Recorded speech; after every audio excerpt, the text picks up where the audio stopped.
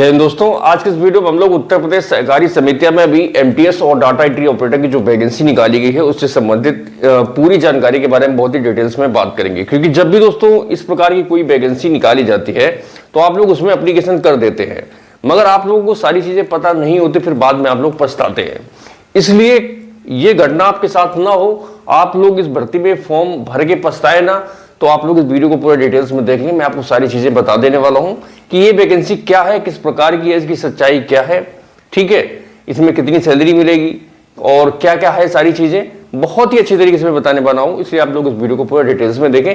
मैं श्योरिटी देता हूं कि वीडियो आप लोगों के लिए बहुत ही ज्यादा इंफॉर्मेटिव होने वाला है। और दोस्तों वीडियो स्टार्ट करने के पहले आप लोगों से एक छोटी सी रिक्वेस्ट है कि प्लीज आप लोग इस वीडियो को लाइक जरूर करना और चैनल को सब्सक्राइब कर लेना, जिससे आप लोगों को समय समय पर हर एक इन्फॉर्मेशन मिलती रहे। तो दोस्तों रिसेंटली अभी उत्तर प्रदेश में सहकारी समितियां में वैकेंसी निकाली गई। अब सहकारी समितियां होती क्या है, पहले मैं आपको ये बता दूं। सहकारी समितियां मतलब आपने देखा होगा गांव में, देहात में एक सोसाइटी होती है जहां पर खाद है, बीज है, ये सारी चीजें मिलती है। खाद, बीज या कीटनाशक जो सरकारी सोसाइटी होती है, ठीक है। एक तरीके का मतलब सरकारी दुकान रहेगी जहां पर किसानों को जैसे कि खाद हो गया, बीज हो गया या फिर कीटनाशक दिए जाते हैं। तो उसमें डाटा एंट्री ऑपरेटर मतलब कंप्यूटर में सारा रिकॉर्ड उसको सेव करना पड़ेगा। एमटीएस मल्टीटास्किंग इसका काम रहेगा। उसको सोसाइटी को बंद करना पड़ सकता है, खोलना पड़ सकता है, साफ सफाई रखना पड़ सकता है, या फिर जो डॉक्यूमेंट्स उनको जो रखा हुआ है सही जगह करना पड़ सकता है, या फिर आपको कोई कागज है उसका प्रिंट कराना है, फोटोकॉपी कराना है, पोस्ट करना है, तो वो एमटीएस वाला स्टाफ ही सारा कुछ करेगा, ठीक है। तो जो प्रोफाइल आई थिंक आपकी क्लियर हो गई होगी। तो ये जो वैकेंसी निकाली गई बिल्कुल सही है, इसमें कोई दो राय नहीं है। मगर ये जो भर्ती का प्रकार है, ठीक है, ये मतलब ये जॉब टाइप की बात करें तो ये आउटसोर्स से वैकेंसी निकाली गई है, ठीक है। आप लोगों को पता है कि यूपी में मतलब यूपी में क्या बोले, मतलब ऑल इंडिया में जो आउटसोर्स वैकेंसी होती है इसका कोई औचित्य नहीं होता है। आउटसोर्स में जो पूरी पावर है वो कंपनी को दी जाती है। वो कंपनियां क्या करती हैं, कैंडिडेट से काम लेती हैं, टाइम से पेमेंट नहीं देती है, उनको कोई सुविधा नहीं देती है ना, जिससे परेशान होकर कैंडिडेट 2-4 महीने काम करता है, उसके बाद भाग जाता है। तो कंपनी की कहीं ना कहीं सारी चीजें आदत में आ जाती है कि हाँ हम 2-4 महीने काम लेंगे बच्चे को और परेशान करेंगे तो खुद छोड़ के भाग जाएगा, ठीक है।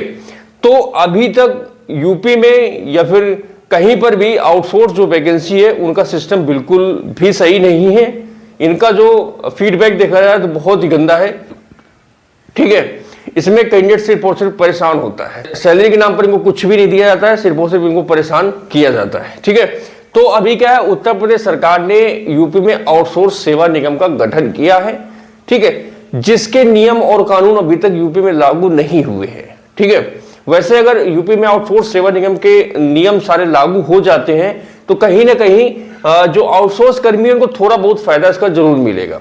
तो ये वैकेंसी उन सभी लोगों के लिए बहुत अच्छी है जो गांव में रह के ही जॉब करना चाहते हैं, उनकी क्वालिफिकेशन बहुत कम है, ठीक है, वो लोग जो काम कर सकते हैं। मगर जो बच्चे पढ़ने लिखने वाले हैं या फिर जो पढ़ाई कर सकते हैं, जिनका पढ़ने में मन लगता है, तो वो इस वैकेंसी की तरफ तो देखे ही नहीं, ठीक है। क्योंकि देखो जो भी कोई भी वैकेंसी आए किसी प्रकार की हो, कैसी भी हो, कितनी भी अच्छी हो, कितनी भी गंदी, उसमें एप्लीकेशन तो जरूर करते हैं लोग। तो मेरा कंसर्न सिर्फ ये इतना है कि इसमें वही लोग एप्लीकेशन करें जिनके सारे दरवाजे बंद हो चुके हैं, जिनको कहीं पर भी कोई भी जॉब नहीं मिल रही है, ठीक है। क्योंकि ये वैकेंसी आउटसोर्स पर है, परमानेंट वैकेंसी नहीं है। तो इसमें एमटीएस और डाटा एंट्री ऑपरेटर की वैकेंसी निकाली गई है। इसमें उत्तर प्रदेश के सभी जिलों के कैंडिडेट एप्लीकेशन कर सकते हैं, male, female, ex serviceman, sports person या जो भी चाहे इसमें एप्लीकेशन कर सकता है, ठीक है। अप्लाई इसमें आप लोग सेवा योजन पोर्टल के माध्यम से एप्लीकेशन कर सकते हैं, ठीक है। सेवा योजन पोर्टल जो कि यूपी गवर्नमेंट का एक पोर्टल है जिसमें उत्तर प्रदेश में जितनी भी संविदा फिर आउटसोर्स में वैकेंसी निकाली जाती है इसी पोर्टल के माध्यम से निकाली जाती है। तो आप लोग इसके थ्रू एप्लीकेशन कर सकते हैं। इसमें एप्लीकेशन फीस आपकी कुछ भी नहीं रहेगी, नील है इसमें एप्लीकेशन फीस, ठीक है। इसके लिए जो फॉर्म है 11 मई से स्टार्ट हो चुके हैं और लास्ट डेट है आपकी 19 मई 2026। तो जो भी इसमें एप्लीकेशन करना चाहता है 19 मई तक इसमें एप्लीकेशन कर देना। एज जो जनरल कैटेगरी में आते हैं 18 से 40 साल है, ओबीसी को 18 से 43 साल और एससी को 18 से 45 साल, उनको रिलैक्सेशन मिलेगा एज पर यूपी गवर्नमेंट का रिलैक्सेशन जो रूल रहता है। सिलेक्शन प्रोसीजर की बात करें तो इसमें आपका मेरिट के आधार पर सिलेक्शन होगा, प्लस आपका डॉक्यूमेंट वेरिफिकेशन होगा, तो आपको संबंधित दस्तावेज इसमें सारे देने पड़ेंगे। जॉब टाइप मैंने आपको बता दिया है, आउटसोर्स पर यह वैकेंसी रहेगी या कोई परमानेंट वैकेंसी नहीं है।